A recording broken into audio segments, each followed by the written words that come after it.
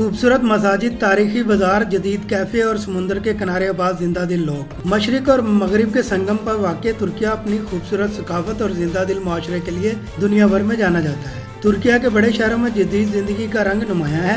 Istanbul की गलियों में जदीद कैफे, शॉपिंग मॉल्स और सकाफती सरगर्मियाँ रोजमर्रा जिंदगी का हिस्सा हैं। यहाँ की रोजमर्रा जिंदगी में चाय और कॉफी का खास मकाम है। तुर्किया के माशरे में खानदान को बहुत अहमियत दी जाती है। वीकेंड पर खानदान के साथ वक्त गुजारना और बाहर खाना पीना आम रवायत है। तारीखी मकामात और बाजार तुर्किया की सकाफत और तारीख की झलक पेश करते हैं, जो हर साल लाखों सयाहों को अपनी तरफ मुतवज्जो करते हैं।